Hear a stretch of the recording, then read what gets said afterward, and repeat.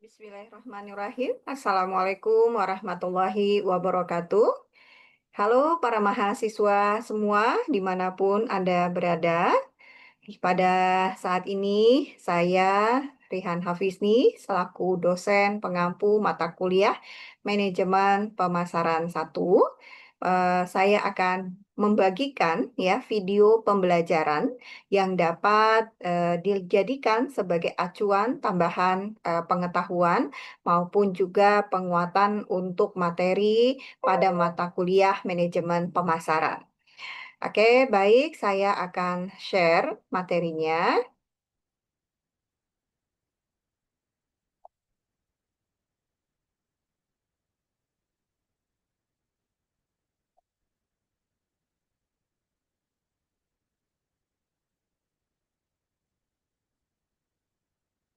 Oke, baik, mata kuliahnya adalah manajemen pemasaran dengan materi adalah analisis ya pasar konsumen.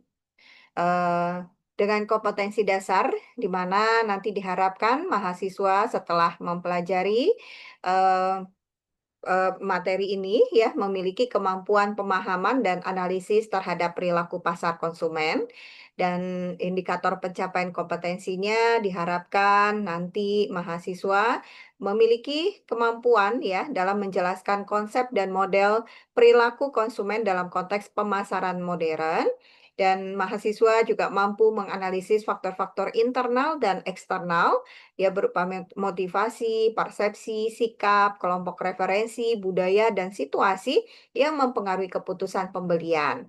Dan juga mahasiswa mampu mengidentifikasi tahapan proses pengambilan keputusan konsumen dan perbedaan perilaku antara konsumen individu dan organisasi. Nah, selanjutnya diharapkan juga nanti mahasiswa mampu menerapkan hasil analisis perilaku konsumen dalam perancangan strategi segmentasi, targeting, dan positioning. Nah, selanjutnya mahasiswa mengevaluasi implikasi perilaku konsumen terhadap strategi komunikasi, pemasaran, dan pengembangan produk. Nah, tujuan dari pembelajaran ini yaitu mahasiswa mampu mengkomunikasikan hasil analisis dalam bentuk laporan atau presentasi berbasis data dan observasi lapangan. Sementara materi ya berkaitan dengan pengertian pasar konsumen, faktor yang mempengaruhi perilaku konsumen, dan tahapan proses keputusan pembelian. Oke, selanjutnya. Nah, ini ya. Nah, pasar konsumen merupakan ya di mana pembelinya adalah individual yang membeli produk ataupun jasa yang akan digunakan dia sendiri atau untuk disewakan. Sedangkan perilaku konsumen sendiri di sini adalah mempelajari bagaimana individu, kelompok ataupun sebuah organisasi memilih, membeli, menggunakan atau memanfaatkan barang atau jasa serta gagasan sekalipun ya ataupun pengalaman dalam rangka memuaskan kebutuhan dan hasrat mereka. Nah, faktor utama yang mempengaruhi perilaku konsumen itu ada 4 di sini ya, dibagi atas 4. Yang pertama adalah faktor budaya, di mana faktor budaya ini dipengaruhi oleh subbudaya dan kelas sosial. Sedangkan faktor sosial dipengaruhi oleh kelas sosial, kelompok preferensi, keluarga, peran dan status, dan faktor pribadi yaitu ada usia dan tahapan siklus hidup, pekerjaan dan lingkungan, serta ekonomi, gaya hidup, kepribadian, dan konsep diri. Dan terakhir ada faktor psikologis, yaitu ada motivasi, persepsi, pembelajaran, dan keyakinan dan sikap. Oke, masing-masing nanti akan kita jelaskan. Nah, budaya ya atau kultur memiliki pengaruh yang dominan dalam proses pembelian. Ya, misalnya nih di Amerika yang lebih menonjol itu dengan achievement dan sukses ya aktivitasnya, biasanya mereka lebih efisiensi dan mereka juga lebih mandiri. Ya, begitu juga kehidupan mereka biasanya memiliki kebebasan dan individual. Ya, beda dengan negara ya Asia ya mungkin terutama Indonesia yang lebih humaniter atau humanism ya lebih kepada kehidupan yang senang bersosialisasi.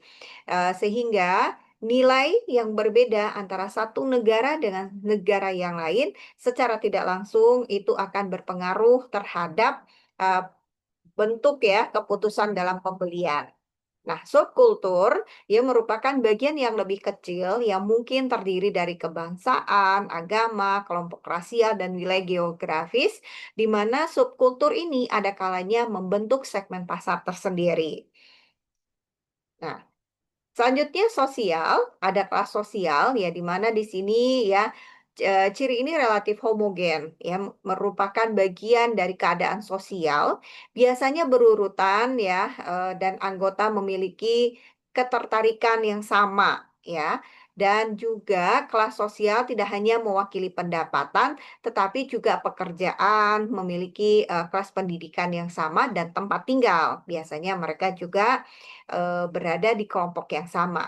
Nah, kelompok referensi adalah kelompok yang langsung maupun tidak langsung mempengaruhi perilaku pembelian individu yang biasanya disebut sebagai anggota. Nah, sebagaimana diketahui, kelompok mempunyai pengaruh langsung terhadap perilaku pembelian anggotanya, di mana di dalamnya terdapat kelompok primer dan sekunder.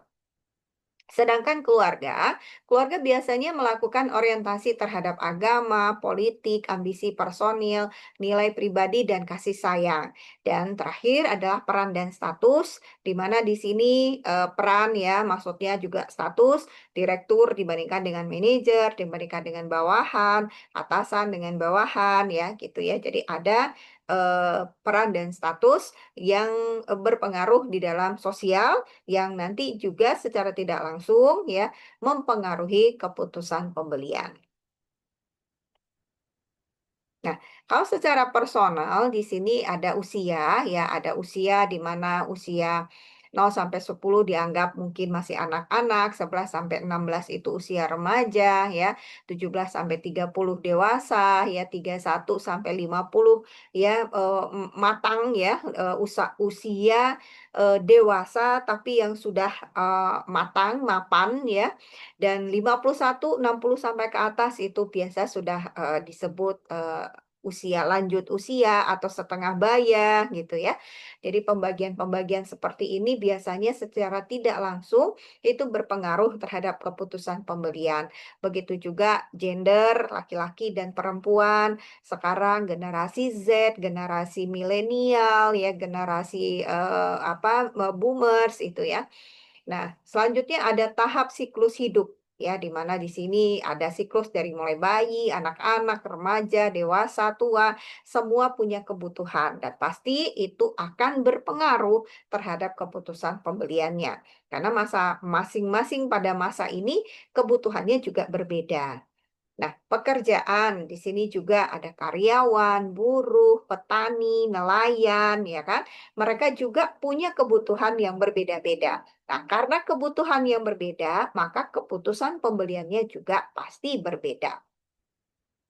Selanjutnya keadaan ekonomi. Nah, keadaan ekonomi di sini ada ekonomi yang mapan, belum mapan, tidak mapan, ya kan? Ini sudah pasti biasanya juga sangat berpengaruh terhadap keputusan pembelian.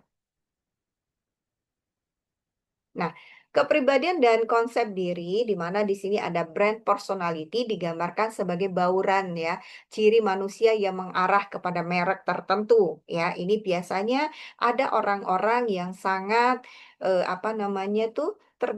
sangat suka sekali membeli sesuatu itu berdasarkan brand. Nah, jadi ada yang dia itu cirinya ya, 5 ciri brand personality ini.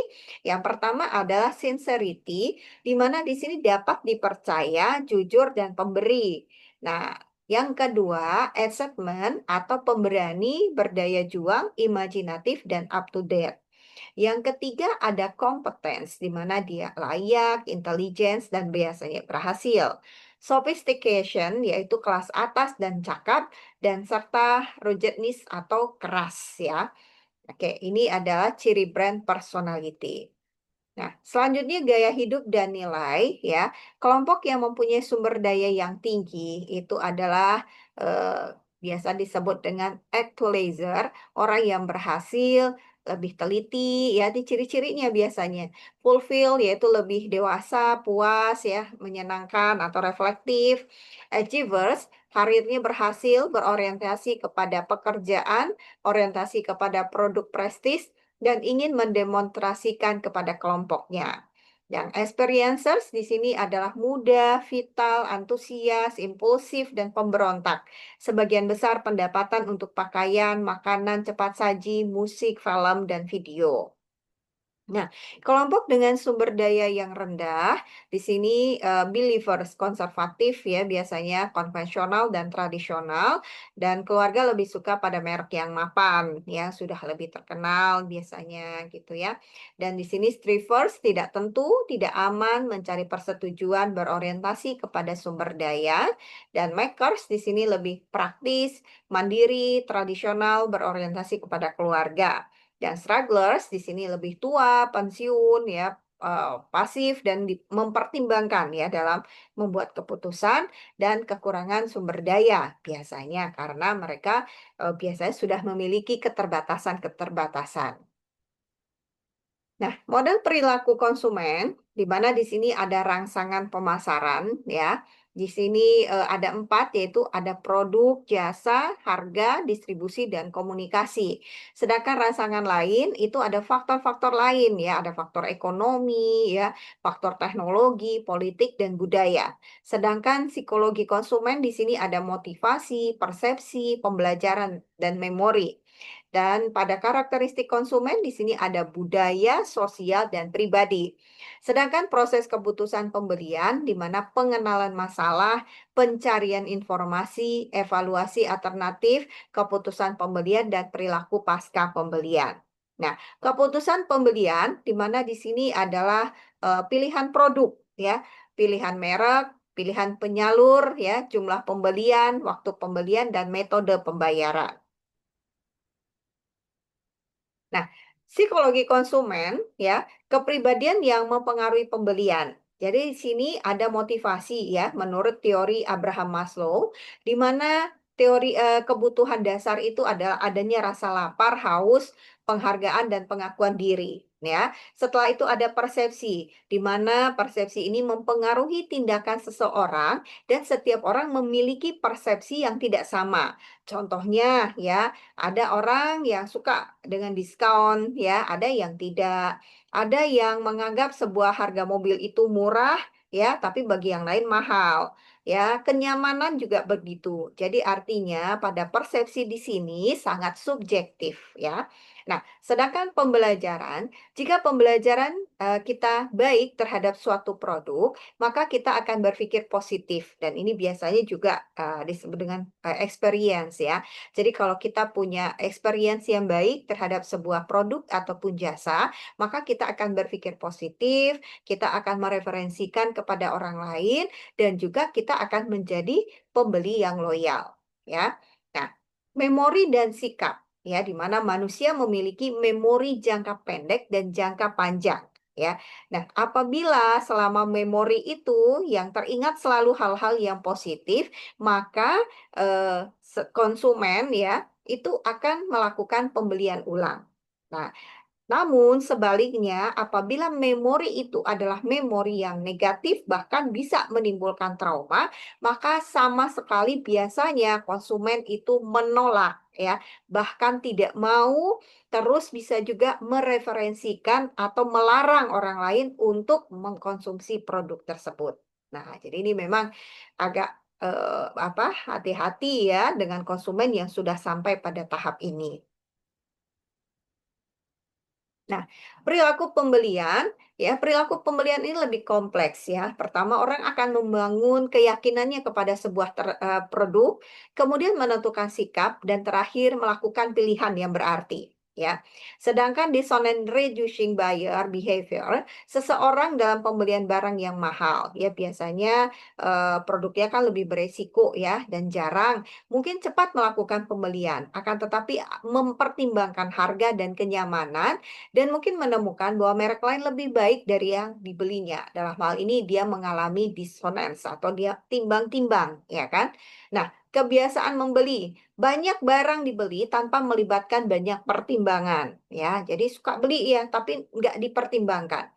Ada ragam pencarian perilaku pembelian, di mana pembeli tidak terlalu memikirkan barang yang dibeli, tetapi sering menukar-nukar merek. Nah, ini biasanya barang-barang yang substitusi, ya. Misalnya mau beli sabun A dengan sabun B, merek A dengan sabun merek B, itu tidak terlalu banyak ya, perbedaan manfaatnya. Jadi dia merasa mana nih kebetulan yang diskon, mana ini ya yang biasanya dapat hadiah. Nah, biasanya ibu-ibu nih ya, misalnya, minyak goreng, oh hari ini lagi ada, bonusnya, misalnya sabun cuci piring, ya itu biasanya menjadi pertimbangan.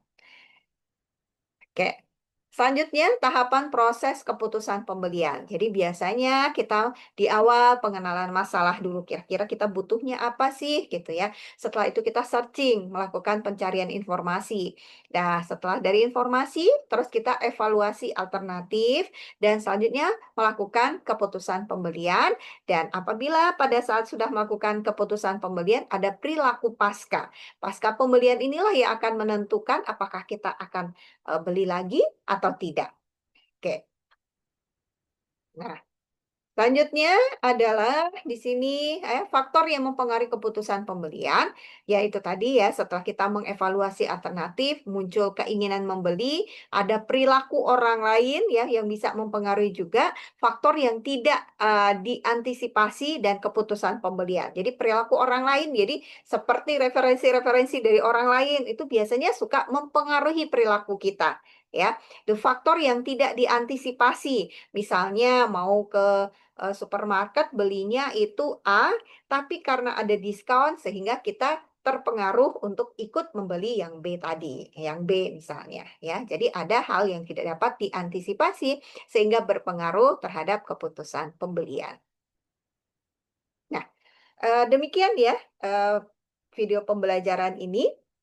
Saya harapkan, dapat dimanfaatkan ya, menambah wawasan dan pengetahuan para mahasiswa. Dan nanti ya, apabila ada pertanyaan ya, dapat ditanyakan lebih lanjut di dalam kelas ataupun mungkin bisa disampaikan melalui WhatsApp grup kita.